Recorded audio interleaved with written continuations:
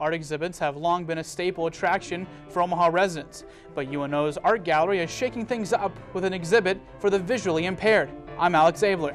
And I'm Justin Eidelman. Later in the show, we will be joined in studio by United States Congressman Brad Ashford on the back of a live debate with Republican candidate Don Bacon. These stories and more coming up on the Omaha News.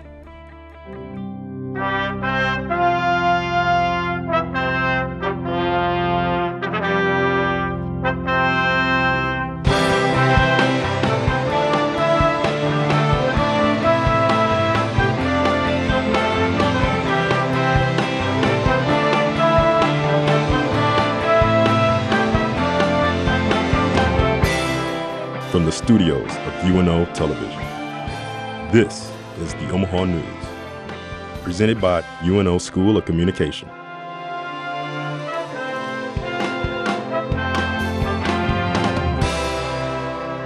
Douglas and Sarpy counties at 22% and 20% respectively were among the lowest Nebraska voter turnout counties for May's presidential primary. Our Sierra Watson is live at 59th and Ames to show us how UNO students are trying to change that. Sierra? Thanks, Justin. Election season is in full force, and some of the students at UNO are making sure that their citizens of this blue dot district gets out and votes. Some UNO students are going from door to door in local neighborhoods, making sure that you get out and vote. North Omaha activist Preston Love is the creator of the movement Black Votes Matter. Love is busy making sure that not only UNO students, but the community knows how very important every vote counts. Our votes matter. Black votes matter. And why do they matter? Well, what about the minimum wage? Don't you want to have that? You got to vote to get it. What about the judges that are given bad sentences and they get elected? As the clock winds down, more and more UNO students are doing what they can to show support for their candidate of choice. Recently, I had the chance to sit down with UNO's own Dr. Paul Landau as we discussed the variety of ways students are joining in the race, making sure that their candidate has a fighting chance. Well, a number of them are actually working on campaigns as volunteers or even as interns. So that's the first thing. Second thing is they're doing a little bit of organizing here on campus to try to put out some posters and watch the debates together, that sort of thing. The students of UNO wants to make sure that voters do their part in making America great again by being stronger together. For the Omaha News, I am Sierra Watson. Volunteers continue to make calls, knock on doors, and spread the word about how important voting is. So if you want your voice to be heard this election season, the message is to get out and vote. Back to you, Dustin. Thanks, Sierra. Yesterday was the first day of Nebraskans to get out and cast their early votes. Voters are now able to vote in person, have the ballot mailed to them, or be picked up. It may be just under a month away from Election Day, but Douglas County Election Commissioner Brian Cruz said over 700 people had cast their vote on Tuesday. Early voting in Nebraska runs until November 7th, and the last day to register to vote is October 28th, so be sure and get out and do that. Millennial voting numbers have been down over the past decade, but what is the reasoning behind this ongoing problem? Our Marty Vaughn took a closer look for explanations. In less than 1 month, our nation will choose our next leader, but for some, the topic is the furthest thing from their mind. Research performed by the Center for Information and Research of Civic Learning and Engagement, managed by Tufts University, shows a steady decrease in young voters in previous elections. Only 45% of young people ages 18 to 29 voted in 2012, down from 51% in 2008. Though young people are historically the smallest group to show up to cast their vote, interest in this particular election has dropped drastically as compared to previous elections. Is it a form of protest, a belief that their vote doesn't count, or something more? People our age, millennials, feel like they don't have a voice. We try to have a voice, but most people are like, oh no, I'm not going to vote because what does it matter anyways? Dr. Paul Landau, political science professor at the University of Nebraska at Omaha and director of the Nebraska Civic Leadership Program, had this to say. I think younger people don't vote because they're less interested. It's just that their level of interest hasn't risen to higher participation. But once they get families and partners and jobs, they generally pick up their voting habits. Broadcasting for the Omaha News, I'm Marty Vaughn. Douglas County is expecting a much better showing from millennial voters this election compared to the primaries in May. Governor Pete Ricketts has given another $100,000 to a group working to preserve the death penalty in Nebraska, bringing his overall contribution to $300,000. Retain a Just Nebraska, the group opposing trying to retain the ban on the death penalty, said Tuesday in financial disclosures that it has collected $2.7 million during its two-year campaign. Nebraskans for the death penalty, the group backed by the governor, has raised about $1.2 million. State lawmakers in 2015 approved a bill to repeal the death penalty and then overrode the governor's veto of legislation. Nebraska joined a list of 20 states that have abolished the death penalty and become the first politically conservative state to end capital punishment since North Dakota in 1973. Also, in regards to the death penalty, prosecutors have decided not to sentence convicted murderer Nico Jenkins until Nebraska has voted on its stance on the death penalty. Chris Little has this about the controversy over the death penalty. Unicam ended the death penalty in Nebraska last session, but concerned Nebraskans, including Governor Pete Ricketts, got enough people to sign a petition to put the issue on the ballot this fall. However, there is confusion with the wording on the ballot. That's because this vote is about repealing the law that bans the death penalty. Put simply, if you vote retain, the ban on the death penalty remains and no one is executed in Nebraska. If you vote repeal, you overturn the ban and the death penalty is reinstated. There are some costly concerns, though, about keeping the death penalty, according to Creighton University economic professor Ernie Goss. I found that cost, and I found out that death penalty states spend more on these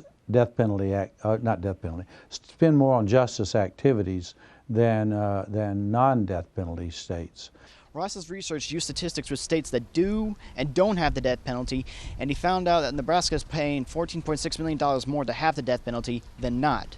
However, Rod Edwards from Nebraskans for the death penalty disagrees. That is completely false. That is based on pulling numbers from other states, not from Nebraska. And it's kind of a disgrace that they would do that. Nebraskans for the death penalty says that from a recent poll, nearly 60% of Nebraskans are still for the death penalty. For the Omaha News, I'm Chris Little. If you want to learn more about Nebraskans for the death penalty, go to their website at voterepeal.com. Coming up after the break, we welcome Congressman Brad Ashford to our studio to discuss this year's election and his campaign. Also, we'll take a look at how the men's baseball and basketball teams are preparing for their upcoming seasons. Don't go anywhere.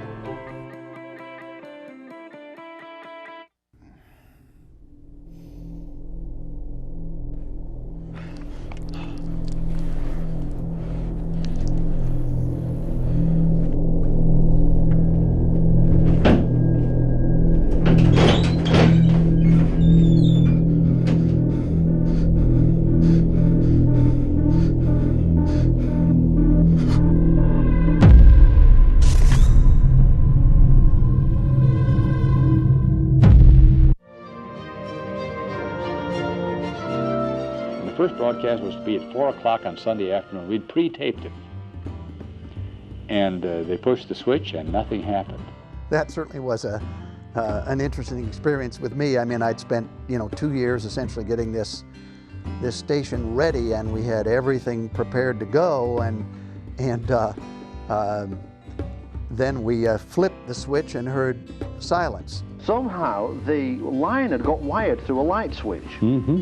And a guy out there went off shift at 4 o'clock at the exact moment we were to go on. He pushed the switch and we went off the air before we went on. The engineer went back to this little room, turn the lights on. And I said, well, everything's fine here, you know. Everything seems to be working. So, okay, well, we've got a signal now. So the guy thinks, well, I'll go home. He goes home, turns the light switch off, and then KVNO goes off the air again. We were supposed to sign on at 4, and I think it must have been about 5:30 when we finally got the thing on the air. That was certainly an experience I'll never forget. Good afternoon. KVNO, the voice of the University of Nebraska at Omaha, now begins its regular broadcast schedule. Welcome to Fine Arts Radio for Greater Omaha, KVNO.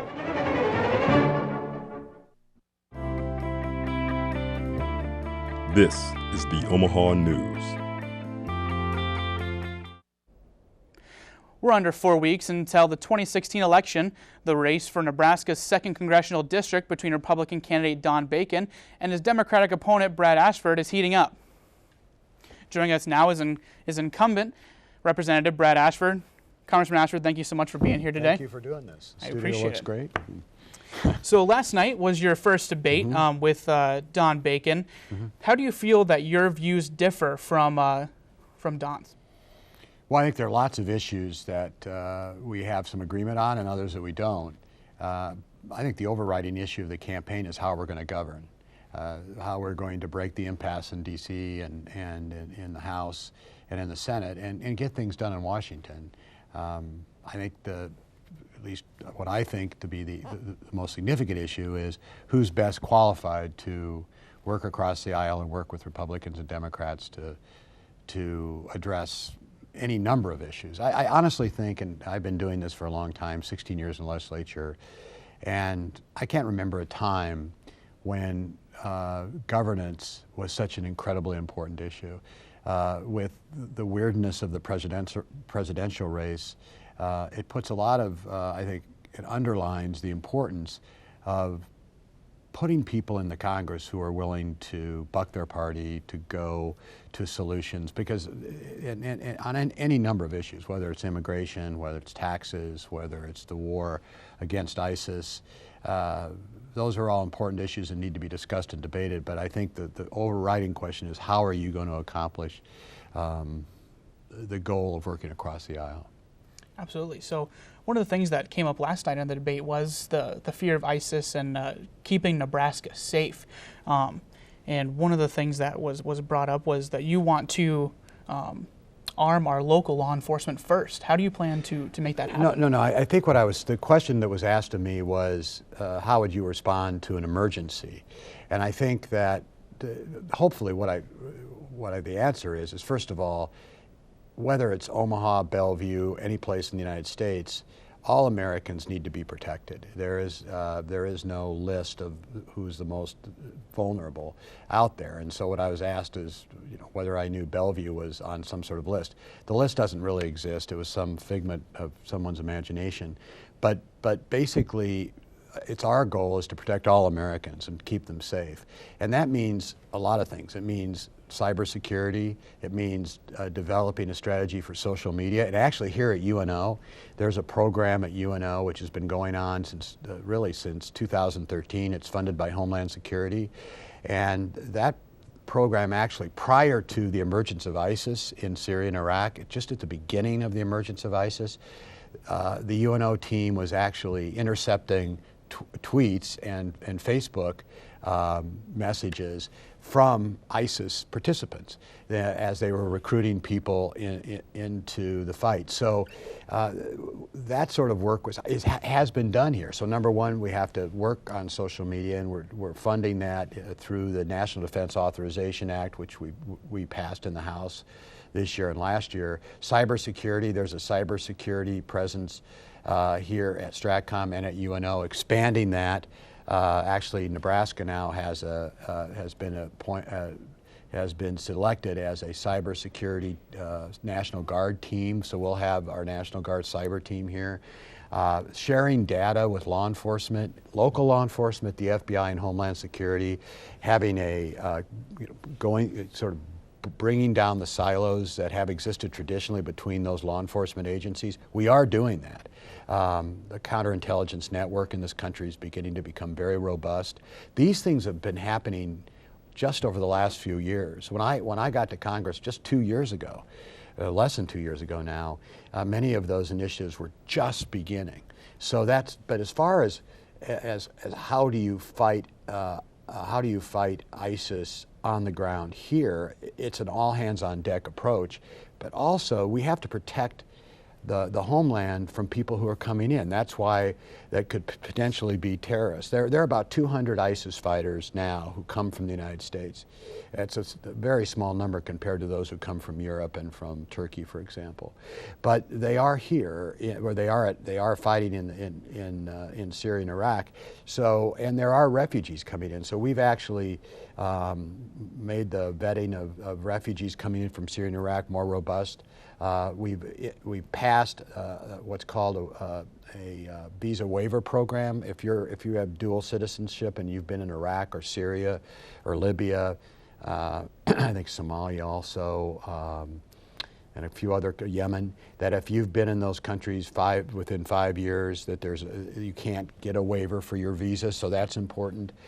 Fiancé visas, K-1 visas. So it's a whole combination of things. But if we get to a place where there's an attack, then we have to make sure that our law enforcement people and our, whether it's the National Guard or local law enforcement or our military, are trained in how to defend the homeland on the ground, and those kinds of trainings are now going on now. Perfect. Well, thank you, Congressman Ashford, for your time today, and don't forget to join us right here on election night as we bring you the election coverage November 8th on the Knowledge Network, and we will be giving you the latest poll results and interviews and commentary and host of political experts. So please join us again on November 8th starting at 7 o'clock right here on the Knowledge Network.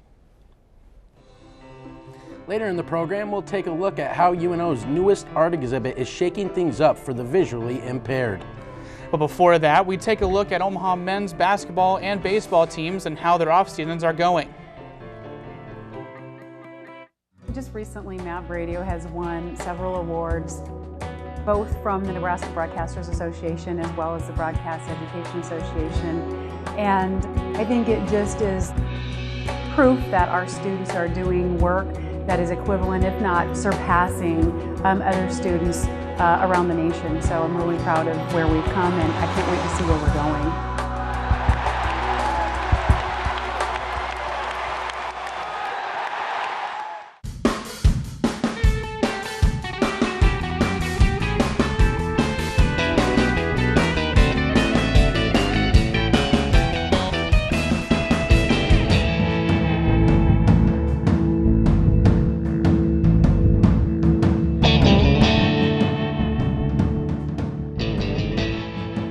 Watch ICU Learning English on the Knowledge Network. A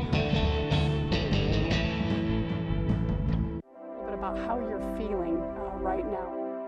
One thing you would like our viewers to know about this state. The importance of volunteerism. What are you saying to folks? I'm here to discuss these images. When you can take that knowledge and that expertise and that passion in terms that they're all going to understand. They need to know the real stories. I'm Kathy Wyatt. Join us for Consider This each week on NET1. You've always known you were a leader, someone who works hard to achieve your goals. You can see it. You can see your success in front of you. You pursue a college education for the old-fashioned reasons, to learn, to make yourself more valuable, to succeed. You need a place that celebrates your ambition and positions you alongside visionary people just like you. You, my friend, belong here, the University of Nebraska at Omaha.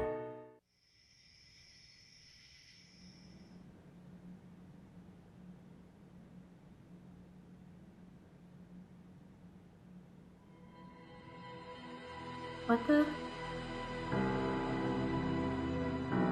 Hello?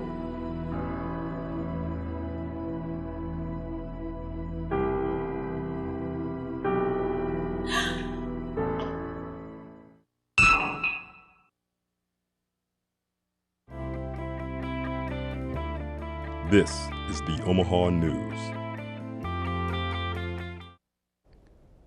Fall sports are gearing up, and that includes men's basketball. The team prepares for its second season as a full D1 program.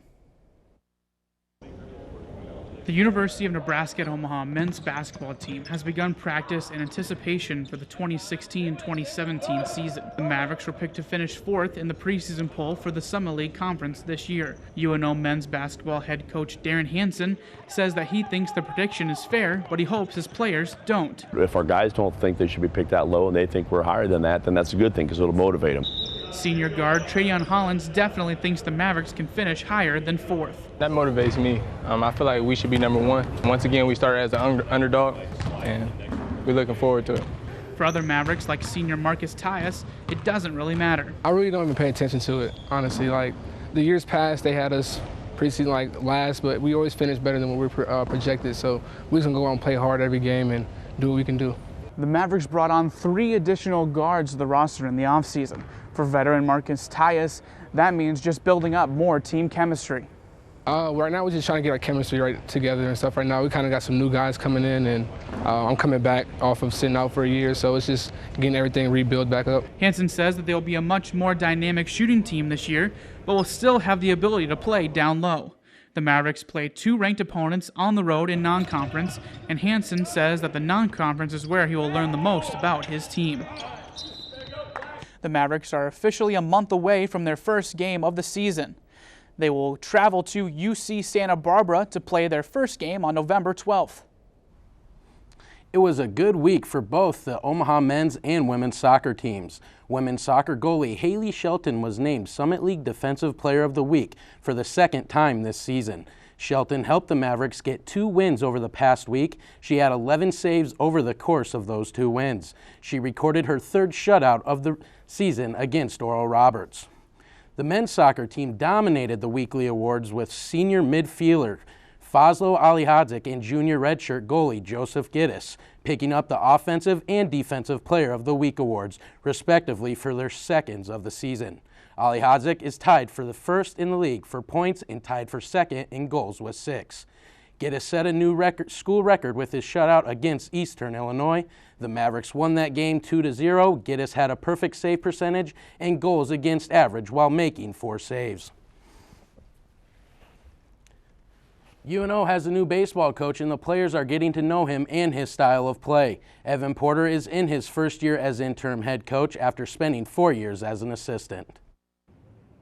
The UNO baseball team will be without its longtime head coach, Bob Harold, for the first time in 17 years. New interim head coach Evan Porter has already got tremendous support from the players so far.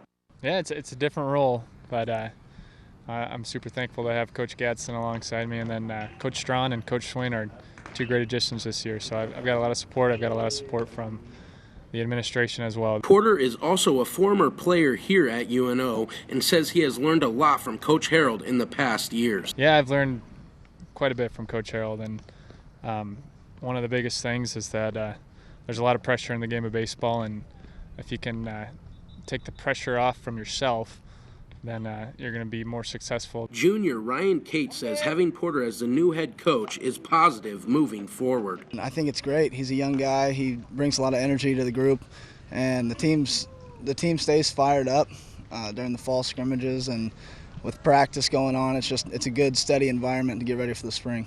With the season starting in February, Porter has some set goals for his players. I think a guy who's willing to kind of put his pride away and do something for the team, not necessarily in a baseball aspect, but just in a team aspect, that's going to make us better. Porter is young, energized, and has already installed his philosophy. The UNO baseball team is finishing up fall ball scrimmages and will continue their workouts and practices in the winter indoors. There's one issue on the ballot for Nebraskans to vote on this fall, and it's the ever-controversial death penalty. We'll look at that and the UNO new exhibit for visually impaired after the break.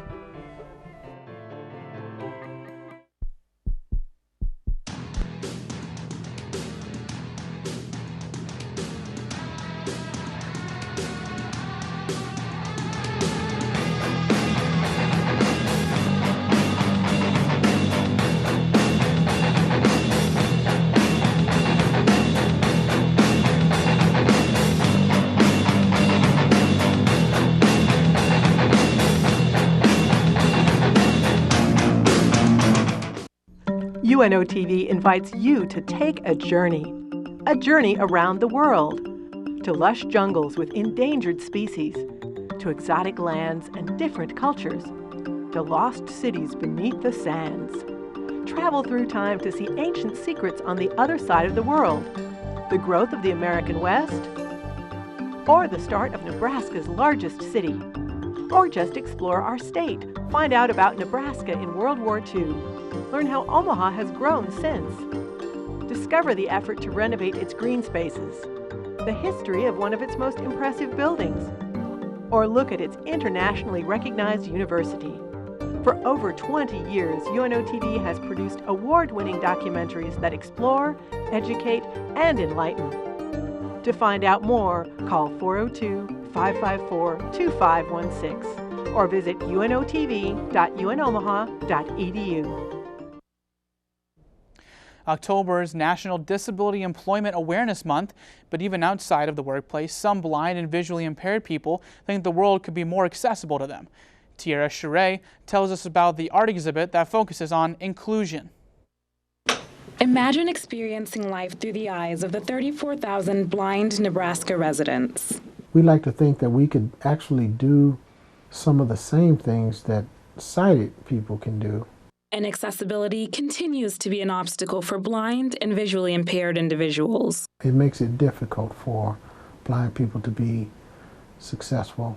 Traditionally, art museums feature pieces that are inaccessible to blind and visually impaired communities. But one exhibit invites you to step over the line and touch the art. So the purpose of this is to make art accessible to people who have low vision or no vision at all. Sensory Please Touch the Art features pieces created by blind and sighted artists that appeal to 4 of the 5 senses. It gives them an opportunity to think about art in a different way other than something that's just visual. The artwork is made with unique media, and the exhibit is fully interactive. It's going to be my first time going to a gallery and being able to really enjoy the art. The art labels are available in standard print, braille, and audio. You can also walk through the gallery with a tour guide who will explain the pieces to you. It's an opportunity for artists to think about making art that's accessible to the touch. You can visit the exhibit Monday through Thursday in the art gallery located in the Weber Fine Arts Building. For the Omaha News, I'm Tiara Sheree.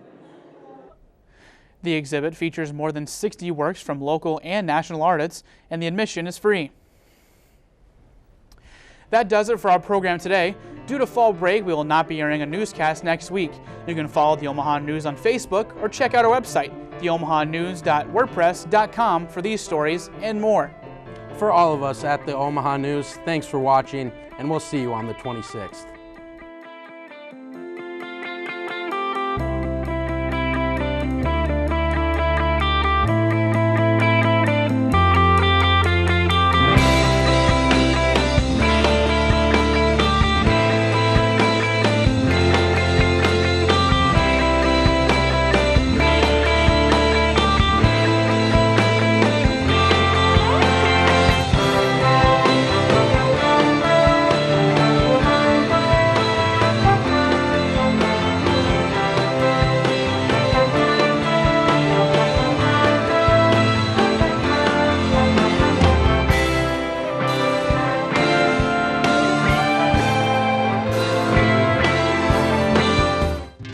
The University of Nebraska at Omaha is a place for tomorrow's leaders, a place where individuals converge on a path to success, getting the attention and direction they need as they begin their career. It's where students take pride in serving Omaha, a city we've invested in for more than 100 years. UNO is a place where greatness begins. The University of Nebraska at Omaha.